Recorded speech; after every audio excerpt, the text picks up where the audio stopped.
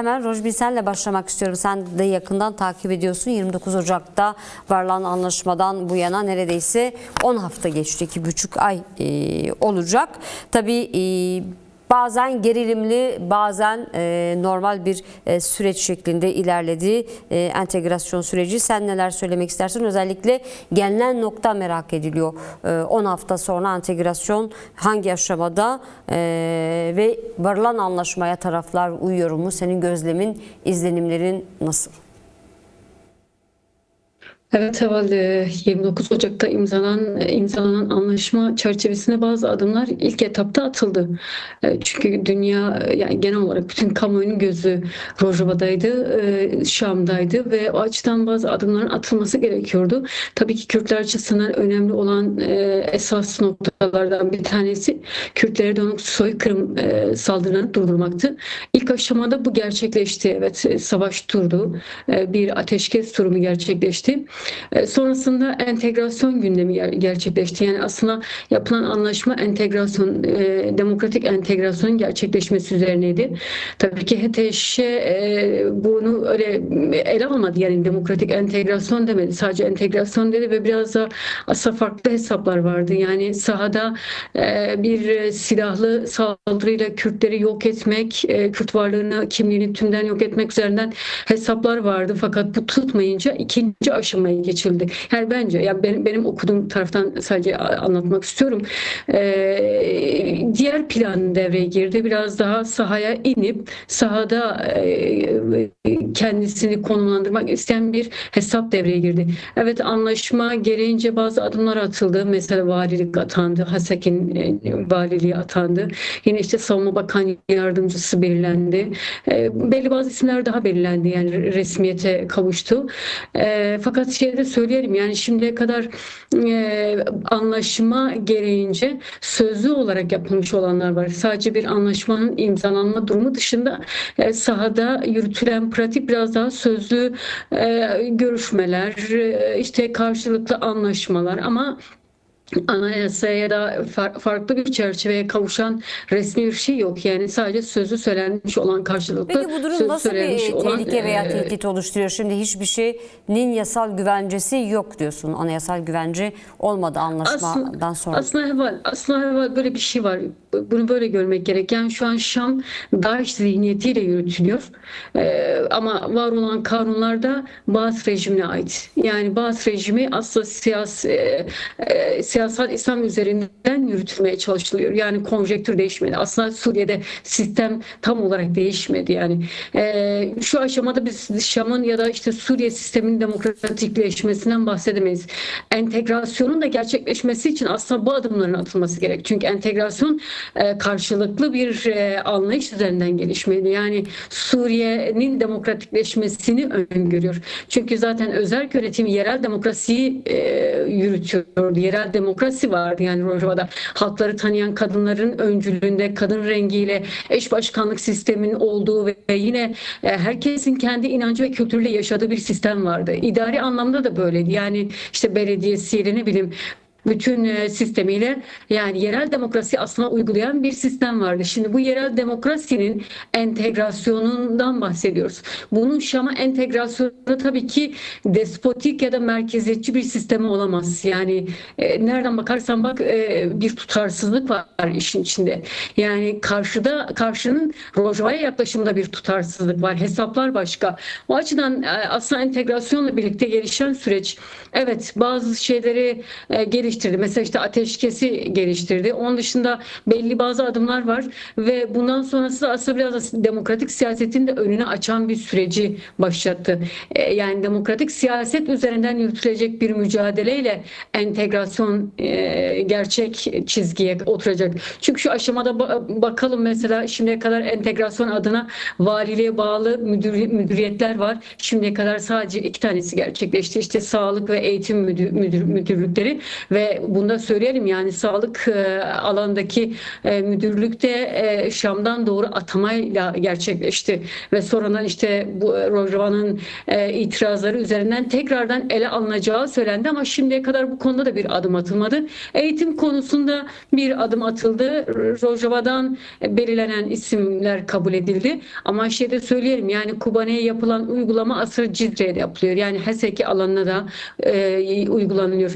Atamalar yapılıyor. İsimler onaylanıyor. Yani bizim onayımız olmadan siz hiçbir isim belirleyemezsiniz deniliyor. Şimdi bu da aslında Şam'ın ya da işte HTŞ'nin Rojava'ya dönük hesaplarını biraz yansıtıyor. Yani aslında entegrasyon adı altında kendilerini farklı bir biçimde Rojava'ya konumlandırmak ve Kürt kazanımlarını biraz içten içe tasfiye etme planları devrede. Ama işte şimdi buna karşı tabii ki bir halk duyarlılığı var. Bunu her şeyden önce söylemek gerek. Bir halk duyarlılığı var. Kubay'da biz bunu gördük. Çelebiye'de bunu daha somut gördük. Ve yine hemen hemen Rojava'nın diğer alanlarında da bu öne çıkıyor. Halk duyarlılığı var. Halk yıllardır kendi iradesiyle yaşadı ve bundan sonrasında böyle devam ettirmek istiyor. Yani entegrasyon olacaksa da entegrasyonu bu temelde ele alıyor. Açıdan yapılan atamaları kabul etmiyor. Hem belediyeler açısından hem de diğer alanlar için yapılan atamaları zaten kabul etmiyor. Ama Şam'ın hali bu konuda dayatmaları var. Onu söyleyelim. Yani bir anlayışı var. Aslında YPJ'ye yaklaşım HTŞ'nin YPJ yaklaşımı aynı zamanda Rojava'ya olan yaklaşımıdır. Aslında aynı zamanda entegrasyona olan yaklaşımıdır da. Mesela savunma alanında adımlar atıldı. Belli bir sayıda Tugaylar yani oluşturuldu. Asayiş güçleri oluşturuldu. Bunların resmiyetleri bir yere kadar da yapıldı. Fakat şimdi dediğim gibi yani Şam DAEŞ zihniyetiyle yürüyor. Kanunlar Baas rejimine ait. O açıdan çok demokratik bir sistem yok. Yani çarpık bir sistem var. Yani devlet geçici hükümet deniyor. Aslında tam geçici hükümet de değil. Bir çete grubunun ve Türkiye'nin, İngilizlerin eliyle yürütülen bir sistem var. O açıdan aslında tam kanunları ve yasalarında da net olmayan bir çizgi var. O açıdan dayatılan da Baas rejiminin kuralları. Yani işte savunmada var olan Tugay sayısı var. İşte diyor bu olacak. Bunu aşmayacak. O açıdan da biraz şu an sayı konusunda da bazı krizler var. Evet bir yere kadar resmiyetler oldu ama sonrası bir kriz yaşanıyor. Şimdi YPJ yaklaşım da böyle. İşte orduda kadınlar yok. Asayiş güçleri olarak kalabilir ya da bireysel olarak başvurular üzerinden kalabilir. Bir de işte var olan Tugaylar içerisinde de kadınlar yer alabilir. Sınırlı tutan bir yaklaşım var. Ama aslında bu sadece nicel bir yaklaşım ya da sayıyla ele alınacak bir yaklaşım da değil. Esas olarak kadını reddeden bir tutum var. Çünkü dediğim gibi bunlar YPJ bunlara karşı savaştı yani. YPJ bu zihniyete karşı savaştı. Baas rejimi zihniyetine karşı savaştı. Erkek aklına karşı savaştı. Biraz önce programımızdaki 1. bölümde de aslında vardı. Bu çok önemli. Rojava'da biz şu an bunu somut olarak yaşıyoruz. Kadınlar erkek zihniyetine karşı savaştılar ve şu an aslında kadınları kabul etmeyen bu zihniyet yani. YPJ somutunda aslında reddeden bu zihniyet. O açıdan da yani bunun mücadelesi tabii ki biraz daha keskin olacağı benziyor. Görüşmeler yapıldı. Bu görüşmelerle işte olumlu yaklaşıldığı söyleniyor ama zaten HTŞ'nin bence şu aşamada diplomatik bir dil yakalama durumu da var. Zaten netice olarak 2 yıl İdlib'de İngilizler tarafından eğitildiler. O açıdan şu an asıl sahada da genel olarak da çok diplomatik bir dil yürütüyorlar. Yumuşak bir dili daha çok tercih ediyorlar siyasette ve görüşmelerde. Yapılmış olan bütün görüşmelerde de bakın sonuç olarak yapılan açıklamalarda bu ifade ediliyor. Olumlu geçti, olumlu bir yaklaşım vardı. Ama zaten sözde böyle bir yaklaşım var ama pratikte sahada buna tekabül somut adımlar atılmıyor. Anayasada da buna denk adımlar zaten yok. Şu an mesela bir yeni anayasanın oluşması için komisyonun oluşması gerekiyordu ama hala Kürtler içerisinde yok. Hala mesela Kürtler Şam'da yok. Hala Kürtler mesela hükümette yok. Yani aslında genel olarak hem kadınlara hem de Kürtlere dönük böyle bir politika uygulanıyor. Yani reddeden, tasfiye etmek isteyen bir politika uygulanıyor. O açıdan aslında Şam entegrasyonu biraz da Kürtlerin tasfiyesi üzerine üzerinden ele alıyor. Özel yönetimi, kasede yapısını, işte var olan asayiş güçlerini tümden tasfiye etmek üzerinden ele alıyor. Rojava ise bu süreci biraz daha yani böyle nasıl biraz daha sağduyulu, biraz daha siyasi öngörüler üzerinden yürütmeye çalışıyor. O açıdan şu an biraz daha ağır adımlar atılıyor. Entegrasyon biraz daha ağır ilerliyor diyebiliriz. Tabii ki bölgenin de durumu yani etkili. Özellikle Türkiye ve işte İngilizleri, Amerika, İsrail etkileyen bir durum var şu an genel bölgede. O açıdan biraz genel bölgede yaşanan durum biraz Suriye'deki süreci de etkiliyor. Tabii Kürtler de bu süreç içerisinde biraz daha duyarlı hareket etmeye çalışıyorlar. Özellikle Rojava açısından bunu söyleyelim. Kadınlar tabii ki daha çok araçtalar. Yani özellikle YPJ'nin entegrasyonu önemli. Yani demokratik entegrasyon, eğer YPJ'nin entegrasyonu gerçekleşirse o zaman biz buna demokratik entegrasyon belki diyebileceğiz. Belki o ismi, o tanımı yapabileceğiz. Ama şu durumda çok bunu söyleyemiyoruz Seval. Çünkü sahada atılan adımlar yani Kürt kimliğini yerel demokrasi destekleyebilecek düzeyde değil. Daha çok Kürtlerin kazanımlarını çalmak üzerinden aslında bir siyaset yürütülüyor. Onu söylemek yani açık söylemek gerek aslında. Peki. Rojbin tabii YPJ 13. kuruluş yıl dönümünü de kutladı geride bıraktığımız günlerde 4 Nisan'da. YPJ tabii ki az önce Zerya da vurguladı. DAEŞ'e karşı yürüttüğü mücadeleyle tüm dünyada tanındı. Ancak YPJ sadece bir silahlı güç olmaktan öte neler söylemek istersin? Suriye toplumunda, Rojava toplumunda 13 yıl içinde YPJ'nin varlığı neyi değiştirdi? YPJ tabii ki Rojava devrimi deyince aslında kadın devrimi diyoruz. Yani Rojava devrimi aynı zamanda bir kadın devrimiydi ve tabii ki Rojava devrimi Orta Doğu'da, genel dünyada bir model oluşturdu. Şu an bölgede dayatılan bir aslında bölge son 100 yıldır ulus devlet çizgisi üzerinden böyle bir kadına düşmanlık, kadını ötekileştiren devlet sistemleri oluşturuldu ve bu devlet sistemleri genelde erkeklerin aklıyla oluştu ve erkek eliyle yürütülüyor. Suriye'de bunun bir parçasıydı. Yani Suriye'de kadın varlığından bahsetmek, kadının iradesinden bahsetmek, özgürlüğünden bahsetmek yani hemen hemen mümkün değil. Yani devrim öncesi mümkün olmayan bir noktadaydı. Kadınlar evet belki idari alanlarda yer alıyorlardı.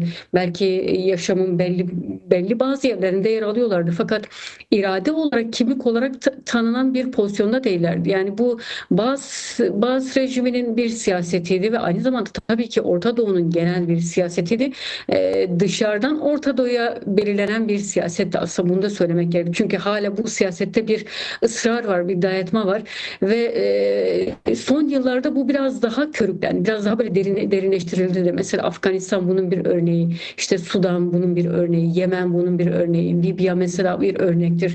Yani şeriat üzerinden, şeriat kanunları üzerinden tümden kadını dışlayan, kadını siyasetin dışına iten, kadını savunmanın dışına iten, kadını yaşamın dışına iten bir siyaset yürütülüyor. Tabii ki bunu somut sahada yürüten bir örgütleme olarak DAEŞ'i görüyoruz ama aslında sadece DAEŞ değil. Mesela evet eskiden biz bunu sadece bir DAEŞ çete örgütü olarak ele alıyorduk ama aslında şu an devletler DAEŞ zihniyetiyle örgütleniyor. Yani Afganistan, bence Türkiye'de bile bunu görmek mümkün. Mesela Epstein dosyaları çıktı. Yani Epstein dosyalarında gerçekten uygulamalar DAEŞ'inkiyle hemen hemen aynı. O cinsiyetçi, kadına ve çocukları yani yok sayan tecavüzcü bir zihniyet var karşımızda. Şimdi Suriye'de de aslında bu vardı. O açıdan YPJ, evet isim olarak YPJ diyoruz ama aslında kadın özgürlük çizgisi bu, yani aynı zamanda bir fark oluşturdu, bir üçüncü çizgi oluşturdu. Bu üçüncü çizgiyle birlikte kadınlar, yani kadınla yaşam mümkün. Kadınla demokrasi olabilir. Demokrasi dediğinde mesela evet şu an herkes demokrasiden bahsediyor. Bütün dış güçler de diyorlar ya Orta Doğu'ya evet size demokrasi getiriyoruz. İşte Amerika Irak'a demişti size demokrasi getiriyoruz. Şimdi Suriye için de aynı şeyi söylüyorlar. Onların demokrasisi de kadını yok sayan, kadını her şeyin dışında tutan bir demokrasi. O açıdan zaten demokrasi değil. Şimdi aslında YPJ yani kadın özgürlük çizgisi Rojava'da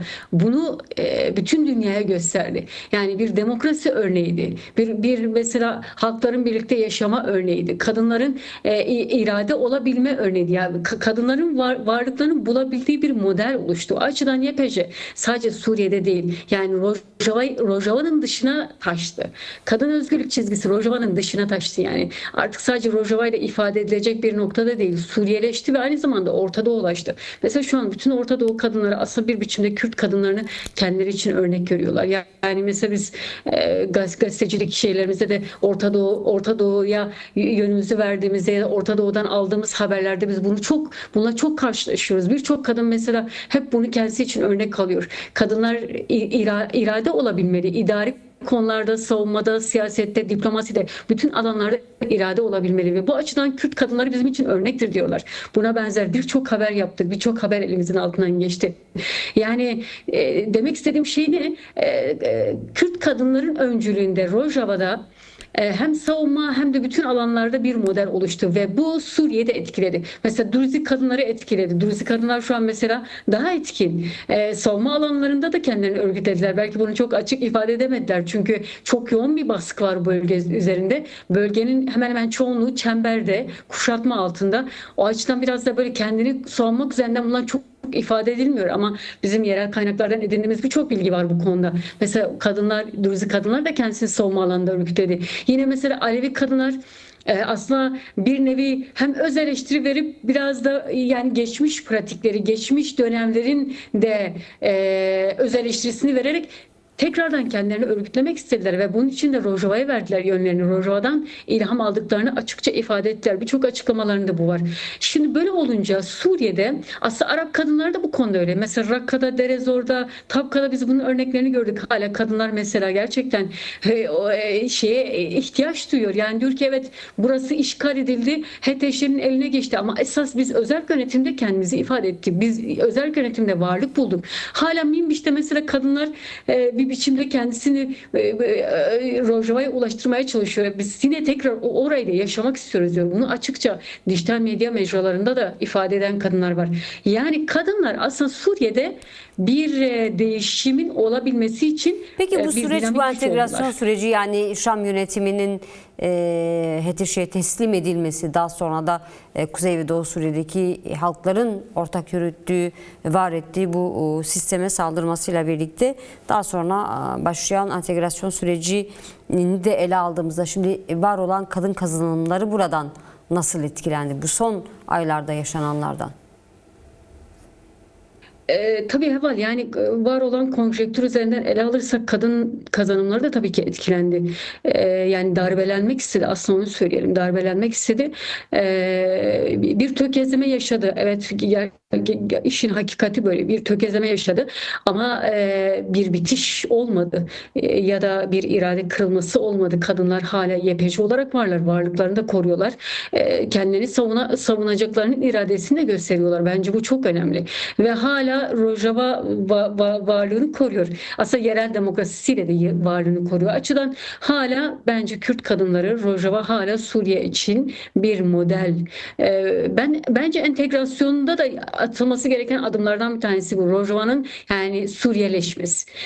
Yani Suriye'nin Rojavalaşması aslında öyle demek gerek. Yani Rojava'da var olan sistemin bütün Suriye'ye uyarlanması durumunda bir entegrasyondan bahsetmek mümkün olabilir ya da demokratik entegrasyondan bahsetmemiz mümkün olabilir. Şimdi kadınlar zaten bunu istiyor ve kadınlar bu açıdan mücadele vereceklerini ve mücadele iradesi göstereceklerini de açıkça ifade ettiler.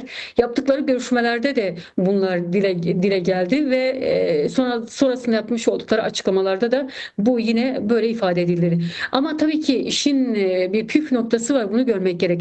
Yani bunlar evet yoğun bir mücadeleyle gerçekleşebilecek ya da atılması gereken adımlar ama aynı zamanda anayasal çerçeve Evet, çok önemli yani. Çünkü bölgede artık bazı şeyler sadece sözlü olmuyor. Yani sadece Evet. sen mesela biz gördük bunu. Amerika'nın da sözlü söylediği birçok şey vardı. Koalisyonun sözlü olarak söylemiş olduğu birçok şey vardı. HTŞ şu an her gün sözlü olarak bir sürü şey söylüyor. Jolani her gün bir kararname çıkartıyor. Her gün kararnamelerinde Kürtleri tanıdığını, Kürt kimliği tanıdığını, ne bileyim Evet. işte bir sürü hak tanıdığını söylüyor. Ama sahada bunun kesinlikle adımları yok yani. Tersi bir uygulama var.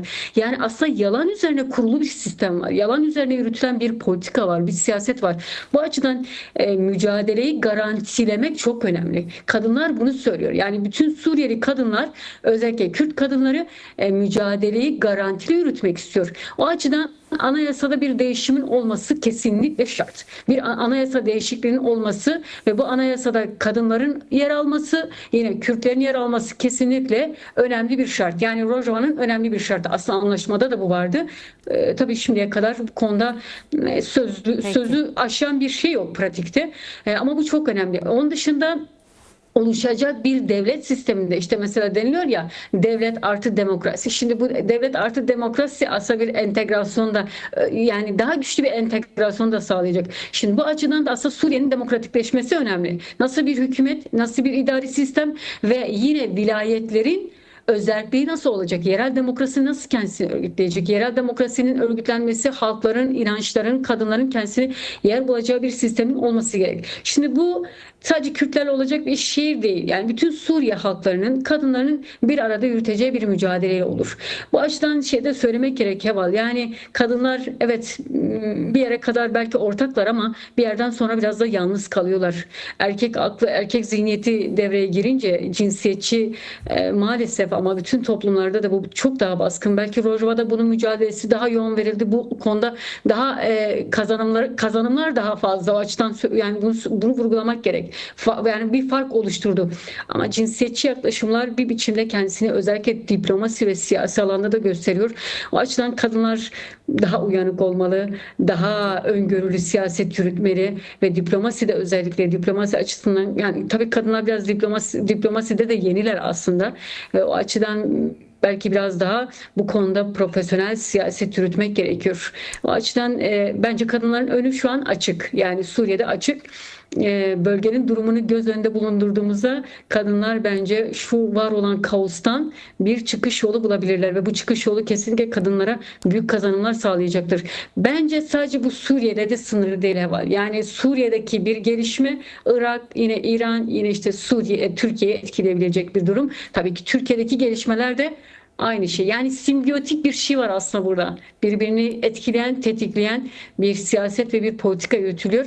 Birbirinden kopuk değil. Peki. O açıdan kadınlar da bunun farkında. Yani YPG sadece Rojava değil, bütün Suriye, aynı zamanda bütün Orta Doğu ve bütün Kürt kadınları demek. O Yani açıdan yaşanan aslında değişimler herkesin kadınlar YPG'ye sahip açısından çıkması bu açıdan çok önemli. bir fırsat da doğurabilir diyorsun.